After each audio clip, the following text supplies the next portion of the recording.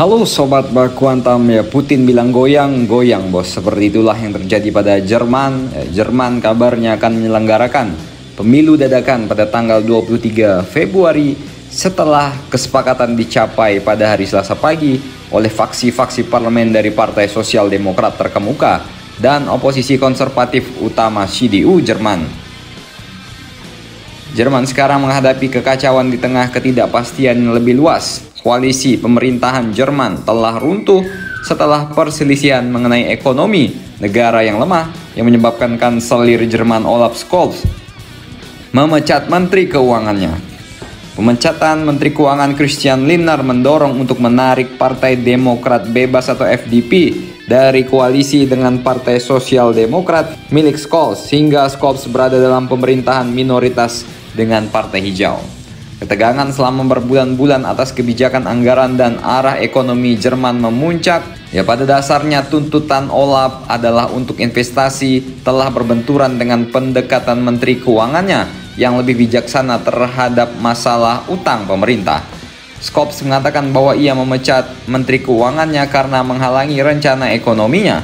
Sementara itu, Lindner menuduh Olaf Scholz telah memintanya untuk menghentikan rem utang, sebuah pasal konstitusional yang mencegah pemerintah meminjam secara berlebihan dan mengumpulkan utang, sesuatu yang menurut Menteri Keuangan Lindner tidak ingin ia lakukan. Ekonomi Jerman sebelumnya merupakan ekonomi yang terbesar di Eropa, namun menyusut pada tahun lalu untuk pertama kalinya sejak dimulainya pandemi COVID-19. Selama 5 tahun terakhir, ekonomi Jerman hanya tumbuh 0,2%. dibandingkan dengan pertumbuhan 4,6% di 20 negara yang menggunakan euro, 4,1% pertumbuhan di Prancis, dan 5,5% di Italia. Apalagi ini pasca perang Ukraina, di mana energi sangat mahal, dan juga beberapa alasan di balik stagnasi ekonomi Jerman. Bisnis-bisnis yang menggunakan banyak energi di negara ini telah menderita dampak krisis energi yang berkepanjangan yang dipicu oleh perang Ukraina.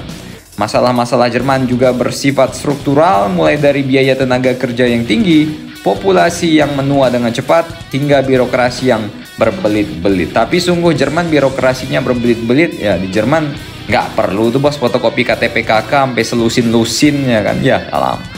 Mayoritas warga Jerman seperti keluarga ragil kini menyambut baik pemilihan umum yang lebih awal, dengan 84% mendukung pemungutan suara lebih awal dari yang dijadwalkan.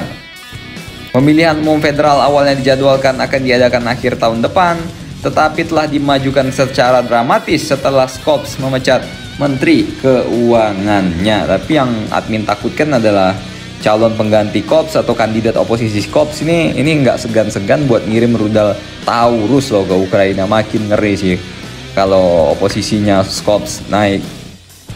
Jadi bagaimana menurut kalian? Silahkan komentar dan baku hantam kalian di bawah.